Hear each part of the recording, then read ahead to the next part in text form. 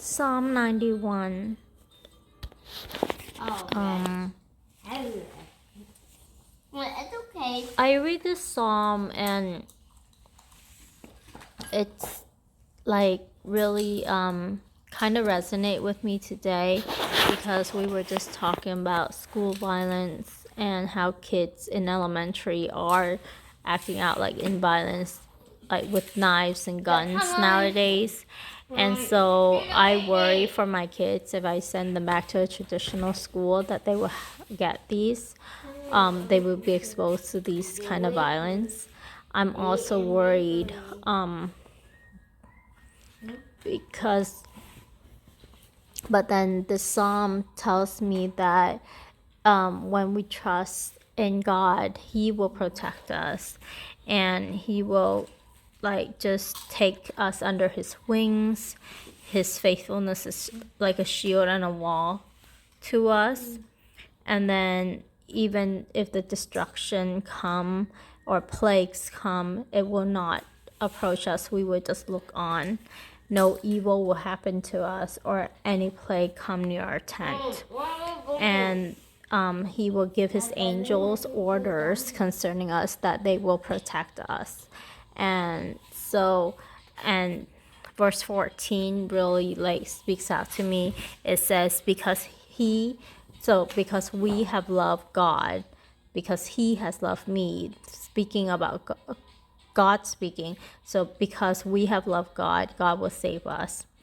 And that God will be with us in trouble, rescue us, and give us a long life and show us God's salvation. And so it's such a powerful promise. And we were also talking about the war, or a lady that I've met at a birthday party was talking about the war, how she can't turn on the news and she doesn't know like why there are war, because of faith, because of land. And I was going to tell her that it's not a war against people, it's a war of against spiritual, it's a spiritual warfare. And people are influenced either by godly spirits or spirits that are anti-God. And this is where like people get like influence from the spirits. And anything that is for God and anything that is against God will clash. And anything that is wicked, there's obviously going to be no peace with wickedness. So I couldn't say all that because I just thought about it, like, why can't I say anything about it when she said that? All I thought about in that moment was that to tell her, well, this is a spiritual warfare. But then I didn't think about what else to say, and I wasn't sure what I should say or should I even say anything about it at all. So but then it has been bugging me that I didn't really start that conversation. It could have been an open door. So I felt like I let an opportunity pass me by. However, so this, it talks about that too, that when we are for God, God will protect us and He will keep us like safe, even in the midst of war, rumors of war. And really, there's not going to be peace here because righteousness and wickedness cannot coexist.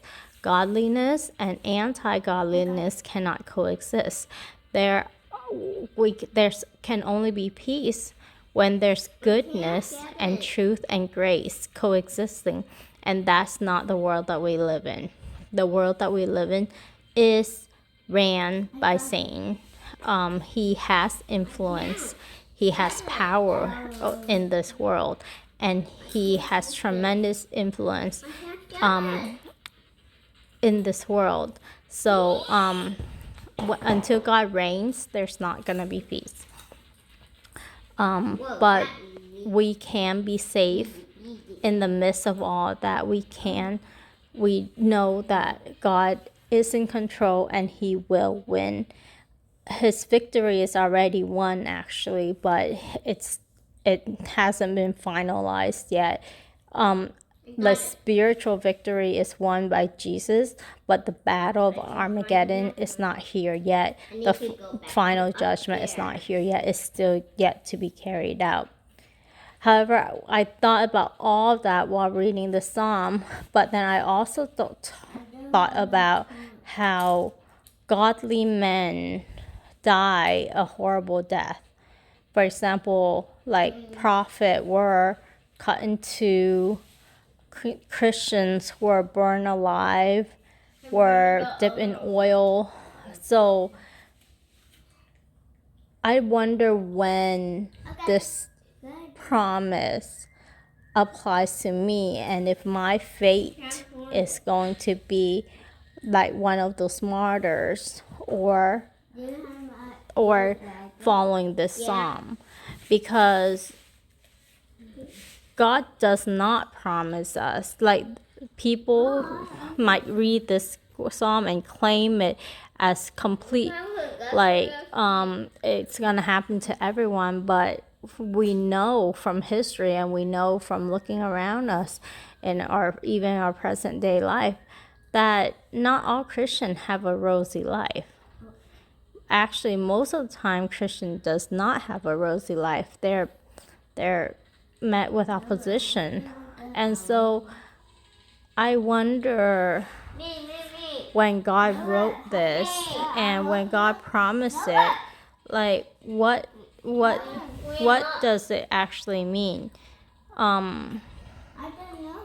So it's hard to know when it's gonna be applicable and when it's not gonna be applicable.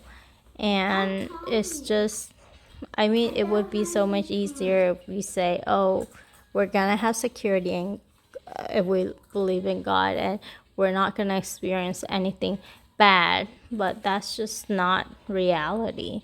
So I wonder what is the true meaning behind this psalm. Yeah, that's a hard one for me.